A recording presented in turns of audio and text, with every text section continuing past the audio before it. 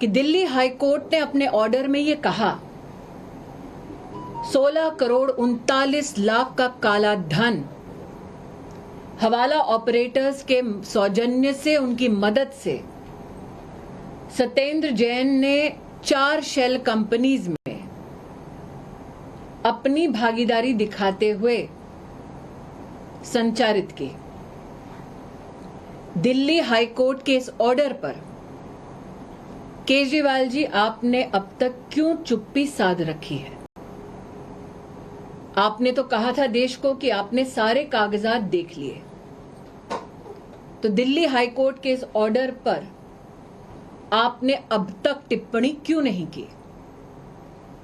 केजरीवाल जी, आप बार बार आरोप मढ़ते हैं इन्वेस्टिगेटिंग एजेंसीज पर। आपकी इच्छा का यह है कि investigating agencies Delhi high court का यह ऑर्डर अनदेखा करें। केजरीवाल जी, आज आपने कहा कि आपको कुछ समझ नहीं आता, लेकिन सत्येंद्र जैन के उस 16 करोड़ 39 लाख के काले धन के बारे में आप ऐसा क्या समझे थे कि आज आपने इस सवाल का भी जवाब नहीं दिया कि कैसे सत्येंद्र जैन ने 16 करोड़ 39 लाख के काले धन का न सिर्फ हवाला एंट्री ऑपरेटर्स के माध्यम से कंपनीज में इस्तेमाल किया, बल्कि साथ ही दिल्ली में 200 बीघा जमीन ली अनऑथराइज्ड कॉलोनीज के आसपास।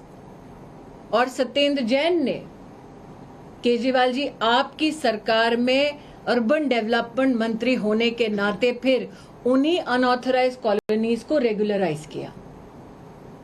कल तक समझते थे सत्येंद्र जैन को, आज आपको कुछ समझ नहीं आ रहा। ये अत्याचार देश की जनता पर ना करें।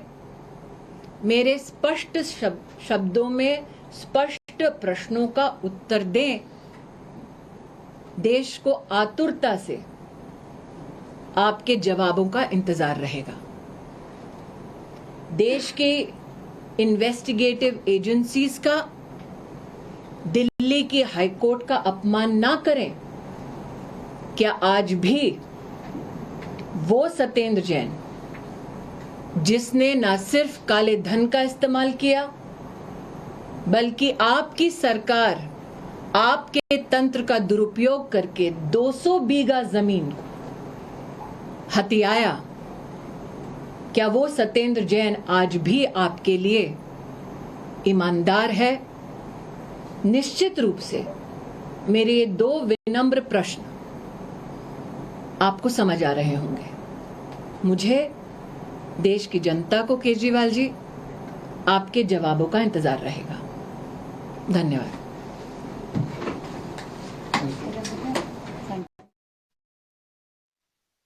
अरविंद केजरीवाल और को लेकर लगातार निशाना साधा और सीधा उन्होंने कहा कि हाई कोर्ट के ऑर्डर पर अरविंद केजरीवाल चुप क्यों? आपको याद होगा टाइम्स नाउ नवभारत ने आपको दिखाया भी था कि अरविंद केजरीवाल ने न सिर्फ एक वीडियो नोट जारी किया था, बल्कि एक ट्वीट भी किया था। उसमें लिखा गया था कि सत्येंद्र जैन के केस की पूरी फाइल मैंने देखी है और कहीं से भी मैं ये नहीं समझ पा रहा हूं कि कैसे वो आरोपी हैं। उन्होंने कहा था कि मनगढ़ंत आरोप हैं, पर कार्रवाई और कागजात की डिमांड करी जाती। पिछले 3 साल से कहां था यह केस? पिछले 3 साल से इस पे क्या जांच हुई? पिछले 3 साल से इस पे क्या इन्वेस्टिगेशन, क्या कार्रवाई हुई? नहीं हुई, क्योंकि इन सब एजेंसियों को भी पता है कि यहां पे कोई भ्रष्टाचार नहीं है। पर जब केंद्र सरकार द्वारा, भारतीय जनता पार्टी द्वारा सब एजेंसीज को मैंडेट दिया जाता है, तो सब कुछ गड़े मुर्दे निकालकर, फर्जी केस निकालकर, कोई भी पुरानी कंप्लेंट निकालकर अब फर्जीवाड़ा करने की कोशिश कर रही हैं। पहले सत्येंद्र जैन जी पर फर्जी केस होते हैं, अब मनीष सिसोदिया जी पर फर्जी केस का प्रयास होता है। कौन है ये सत्येंद्र जैन और मनीष सिसोदिया? क्यों पड़ी है केंद्र सरकार इनके पीछे? केंद्र सरकार इनके पीछे इसलिए पड़ी है क्योंकि मनीष सिसोदिया जी वो शिक्षा मंत्री हैं जिन्होंने दिल्ली के गरीब बच्चों को, दिल्ली के 18 लाख बच्चों को अच्छी शिक्षा दी है। मनीष सिसोदिया जी वो शिक्षा मंत्री हैं जिन्होंने जब शिक्षा का कार्यभार संभाला था, तो आप दिल्ली के सरकारी स्कूल में जाइए तो सबसे पहले टॉयलेट की बदबू आती थी। ऐसे होते थे दिल्ली के सरकारी स्कूल। बच्चों के बैठने के लिए टेबल नहीं होते थे, क्लासरूम में टीचर नहीं होते थे, पीने का पानी नहीं होता था।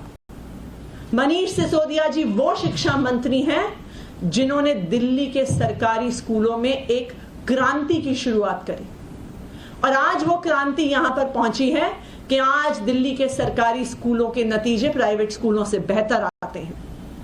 आज दिल्ली के सरकारी स्कूलों के बच्चे आईआईटी, जेईई, नीट क्लियर करके देश के बड़े बड़े कॉलेज में जाते हैं। आज दिल्ली के सरकारी स्कूलों में एडमिशन के लिए हजारों बच्चे अप्लाई करते हैं। 5000 सीटें होती हैं हमारे स्कूल ऑफ स्पेशलाइज्ड एक्सीलेंस में, और 80,000 लोग वहां पे एप्लीकेशन डालते हैं। इस शिक्षा क्रांति के प्रणेता हैं मनीष सिसोदिया जी। कौन है सत्येंद्र जैन जी?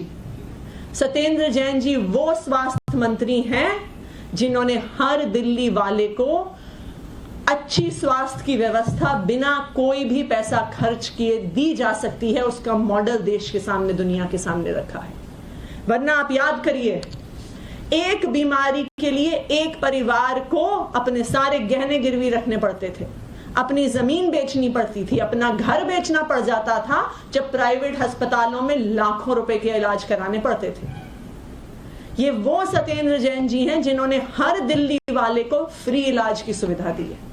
ये वो सत्येंद्र जैन जी हैं जिनका मोहल्ला क्लिनिक का मॉडल पिछले 2 महीने में 3 चीफ मिनिस्टर देख के गए हैं।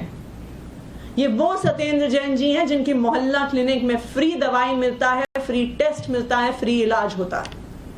और आज दुनिया पहचान रही है दिल्ली के इस मॉडल को। जब वर्ल्ड इकोनॉमिक फोरम में चर्चा होती है दुनिया के विकास के बारे में, तो दिल्ली सरकार के प्रतिनिधि को बुलाया जाता है। जब यूनाइटेड नेशंस में चर्चा होती है तो दिल्ली सरकार के प्रतिनिधि को बुलाया जाता है। जब वर्ल्ड एजुकेशन फोरम में चर्चा होती है तो दिल्ली सरकार के प्रतिनिधि को बुलाया जाता है। जब वर्ल्ड सिटीज कांग्रेस जो सिंगापुर में होने वाली होती है, तब दिल्ली सरकार को बुलाया जाता है। क्यों? क्योंकि आज पूरी दुनिया पहचान रही है कि जो दुनिया भर में शिक्षा, स्वास्थ्य, बिजली, पानी की समस्याएं हैं, उसको सुलझाने का मॉडल दिल्ली सरकार लेके आई है। और भारतीय जनता पार्टी को तो ये पचता नहीं है। कैसे पचेगा?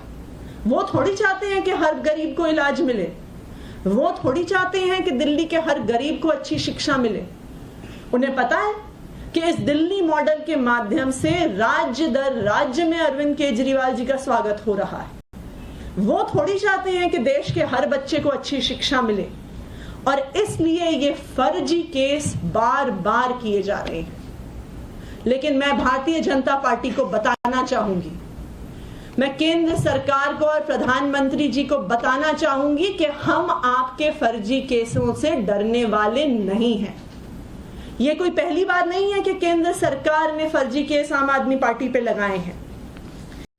सिर्फ 2020 तक, बाकी तो मेरे पास पिछले 2 साल का आंकड़ा भी नहीं है, पर जब से आम आदमी पार्टी बनी 2012 में, और 2012 से 2020 तक आम आदमी पार्टी के नेताओं पर 140 से ज्यादा केस हुए हैं केंद्र सरकार की एजेंसीज पे के द्वारा। हमारे 52 एमएलए पर।